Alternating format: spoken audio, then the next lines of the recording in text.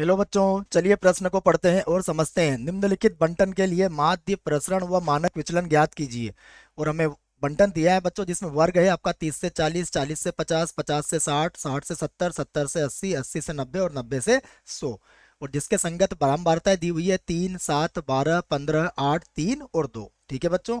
तो प्रश्न को प्रारंभ करने से पहले प्रश्न के लिए बच्चों हम मुख्य अवधारणा लिख लेते हैं, ठीक है, जिसकी सहायता से हम इस प्रश्न को हल करेंगे। तो अवधारणा मुख्य अवधारणा में बच्चों हम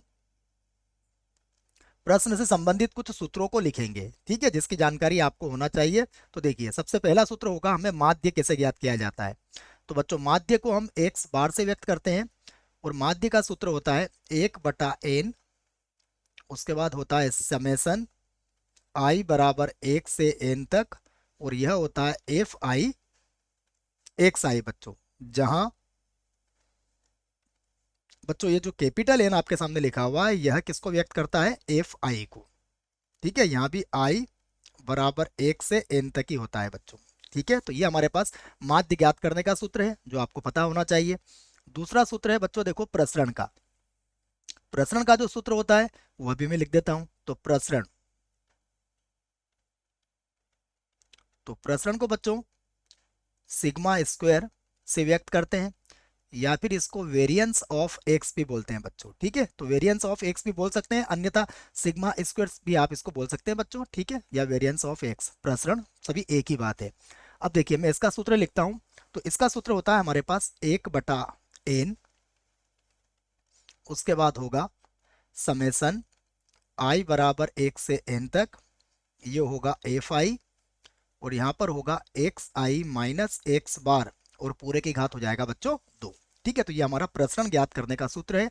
और प्रसरण के बाद देखो, हमसे पूछा गया है मानक विचलन। तो मानक विचलन का सूत्र भी आपको याद होना चाहिए। विचलन मानक विचलन के लिए बच्चों हम क्या करते हैं, जो भी हमारा प्रसरण आएगा हम उसका वर्गमूल कर देंगे बच्चों। तो वर्गमूल अगर हमने कर दिया प्रसरण का, तो हमें क्या प्राप्त हो जाएगा?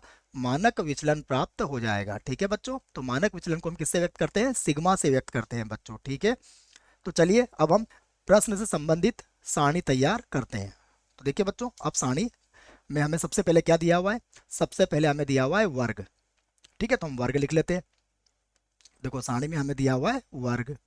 वर्ग में हमारे पास है 30 से 40, 30 से 40, 40 से 50, 50 से 60, और 60 से 70, 70 से है बच्चों 80, और 80 से है 90, और 90 से है हमारे पास पूरे 100। ठीक है बच्चों, तो अब सबसे पहले हम क्या करेंगे? इसका मध्य बिंदु निकालेंगे। तो मध्य बिंदु अर्थात एक्स आई का मान यहाँ निकालेंगे। तो देखो, मध्य बिंदु क्या होगा इसका? 30 और 40 का जोड़ के 2 का भाग लगा देंगे, तो ये होगा 35। उसके बाद हो जाएगा 45, ये होगा 55। उसके बाद होगा 65। उसके बाद होगा 75। उसके बाद 85। और फिर हो जाएगा बच्चों 95। और अब हम निकालेंगे एफ आई। तो एफ आई बच्चों में दिया हुआ है, एफ आई का मान है 3। 3 के बाद दिया हुआ देखो सारणी में 7। 7 के बाद है हमारे पास 12। 12 के बाद है हमारे पास 15। 15 के बाद है 8। 8 के बाद है 3। और 3 के बाद है बच्चों 2। तो यह हमें सारणी दी हुई है। अब यहाँ से हम क्या करेंगे? देखो बच्चों, सबसे पहले माध्य ज्ञात करना है, तो हम अगला स्तंभ बनाएंगे एफ आई और एक्स आई का। ठीक है, तो देखो एफ आई एक्स आई का स्तंभ बनाएंगे, अर्थात इनका गुणा करेंगे बच्चों। तो 35 को 3 से गुणा करेंगे, तो ये हो जाएगा हमारे पास 105। 45 को 7 से गुणा करेंगे, तो ये मिलेगा हमें 315। 55 को 12 से गुणा करेंगे, तो ये हो जाएगा बच्चों 660। उसके बाद 65 को 15 से गुणा करेंगे, तो ये हो जाएगा 975। आराम से गुणा कर सकते हो बच्चों आप। 75 को 8 से गुणा करोगे, तो ये हो जाएगा 600। 85 को 3 से गुणा करोगे, तो ये हो जाएगा 255। ठीक है, और उसके बाद 95 को 2 से गुणा करोगे, तो ये हो जाएगा 190 बच्चों। ठीक है, तो हम क्या करते हैं बच्चों, इनको जोड़ लेते हैं। देखो, तो इनको एक सीधी लाइन में यहाँ से खींच देता हूँ। आप बिल्कुल सीधी लाइन यहाँ से खींचिएगा, ये योगफल ज्ञात करने की लाइन है बच्चों। ठीक है, मैं इसको आगे भी बढ़ा देता हूँ। ये लीजिए बच्चों। ठीक है, आगे भी इसको बढ़ाया जा सकता है। तो देखिए, जब हम इनका योगफल ज्ञात करेंगे, तो देखते हैं बच्चों इनका योगफल क्या आता है। देखो, जब इन सबको हम लोग जोड़ेंगे तो इसका योगफल आएगा 3100, आराम से जोड़ सकते हो बच्चों आप। उसके बाद जब एफ वाले पदों को जोड़ेंगे तो इसका योगफल आएगा हमारे पास 50। ठीक है, तो देखो अब इनकी सहायता से हम माध्य ज्ञात कर सकते हैं। तो हमारे पास माध्य का सूत्र क्या बनेगा, माध्य जिसका सूत्र मैंने मुख्य उदाहरण में भी आपको लिखवा दिया है, एक्स बार बराबर होता है 1/n, उसके बाद समेसन आई बराबर 1 से n तक, और एफ आई एक्स आई। तो देखो ये बना 1/n, तो 1/n मतलब कितना हो गया, ये जो योगफल हो गया हमारा 50, और गुणा ये हो गया हमारा 3100। तो देखो बच्चों, जीरो से तो जीरो काट सकते हो आप, और 5 के पहाड़े से काट दो इसको, तो ये 5 के पहाड़े से कट जाएगा 6 बार, और उसके बाद कट जाएगा बच्चों 2 बार। ठीक है, तो हमारे पास जो माध्य आया है वह हमारा कितना आया है, 62 बच्चों। तो एक उत्तर हमारा आ चुका है। ठीक है, अब देखिए इसके बाद हमें निकालना है प्रसरण और मानक विचलन, तो हमें फिर से अब सारणी को तैयार करना पड़ेगा। ठीक है, तो देखो बच्चों लिखते हैं अब। यहाँ पर अगला जो हमारे पास स्तंभ बनेगा वह बनेगा एक्स आई माइनस एक्स बार।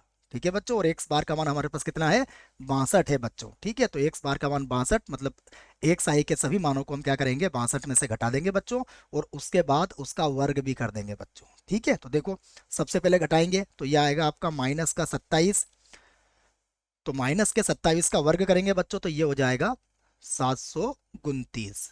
ठीक है, फिर देखो बच्चों, अब 45 में से घटाएंगे हम तो हमें मिलेगा माइनस का 17, और माइनस 17 का वर्ग करेंगे तो ये हो जाएगा 2, 8 और 9। ठीक है, अब 55 में से घटाएंगे बच्चों हम किसको, 62 को, तो हमें मिलेगा माइनस का 7, और माइनस 7 का वर्ग करेंगे तो ये हो जाएगा 49। ठीक है, इसी प्रकार बच्चों 65 में से घटाएंगे तो कितना बचेगा, 3, और 3 का वर्ग कितना हो जाएगा, 9 हो जाएगा। ठीक है, फिर आ जाएगा ये इसी प्रकार 1, 6, 9, और फिर आ जाएगा 23 मतलब 529, और उसके बाद आ जाएगा बच्चों 1089। ठीक है बच्चों, ये सभी घटा के मैंने इनका वर्ग कर दिया है, और उसके बाद एक और स्तंभ अब मुझे बनाना है।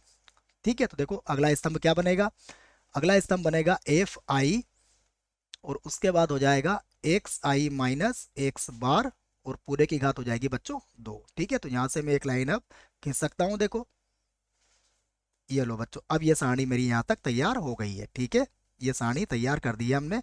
यहाँ पर नीचे जो होगा ये सब योगफल को व्यक्त करेगा। ठीक है, ये लीजिए। ठीक है बच्चों, इधर से भी आप इस सारणी को तैयार कर सकते हैं, ये लीजिए इधर से भी इस सारणी को तैयार करते हैं, और स्केल की सहायता से और भी लाइनें बच्चों आप खींच सकते हैं। ठीक है, अब देखिएगा हमें 729 को गुणा करना पड़ेगा 3 से, तो यह आ जाएगा हमारा 2187। देखो उसके बाद 289 को हमें गुणा करना पड़ेगा 7 से, तो यह आ जाएगा हमारा 2023। ठीक है, उसके बाद आ जाएगा बच्चों हमारा 588, उसके बाद होगा 135, बस गुणा ही करना है बच्चों आपको। 135 के बाद होगा 1352, 1352 के बाद आ जाएगा हमारा 1587, और 1587 के बाद आ जाएगा हमारे पास 2178। ठीक है, अब हम इन सभी को जोड़ लेते हैं बच्चों। देखो तो जोड़ेंगे तो इसका जो योगफल आएगा वो आएगा 10050। ठीक है, तो ये हमने इसका योगफल ज्ञात कर लिया है। आइए बच्चों अब हम सूत्र में मान रखते हैं। देखिए तो सबसे पहले हम क्या निकालेंगे, इसका माध्य हमने निकाल लिया बच्चों, अब हम इसका प्रसरण ज्ञात कर लेते हैं। तो देखो प्रसरण, प्रसरण का सूत्र हम लिख देंगे यहाँ पर। प्रसरण का सूत्र होता है 1/n, उसके बाद होगा हमारे पास सिग्मा, ये हो जाएगा आई बराबर 1 से लगा के n तक, उसके बाद एफ आई, और फिर होगा एक्स आई माइनस एक्स बार, और पूरे की घात 2। ठीक है, अब देखो 1/n, तो ये हमारे पास कितना आया बच्चों, ये हमारे पास आया है 50, और गुणा ये कितना आया है, देखो सारणी से देख लो, 100, सारणी में देख सकते हो आप, 10050। ठीक है, 50। अब बच्चों इसको भाग लगा देंगे हम, देखिए तो बच्चों 0 से 0 हमने काट दिया यहाँ पर, देखिए, और 5 से भाग लगाएंगे तो ये हो जाएगा हमारे पास 201। ठीक है बच्चों, तो एक उत्तर और हमारा आ चुका है, देखिए जो क्या है हमारा प्रसरण है। अब हम निकालेंगे इसका मानक विचलन। ठीक है, तो देखो मानक विचलन का सूत्र भी आपको लिखवा दिया, मानक विचलन मानक विचलन का सूत्र होता है जिसको हम सिग्मा से व्यक्त करते हैं, और ये होता है वर्गमूल के अंदर प्रसरण होगा बच्चों। वर्गमूल के अंदर क्या आ जाएगा? प्रसरण। तो हमारे पास प्रसरण कितना आया है? प्रसरण है हमारे पास 201। तो 201 का वर्गमूल भाग विधि से निकालेंगे बच्चों, तो ये हो जाएगा 14.18। तो बच्चों हमारा यह एक और उत्तर यहाँ पर आ चुका है। आशा करता हूँ आपको इस प्रश्न का उत्तर समझ में आया होगा। धन्यवाद।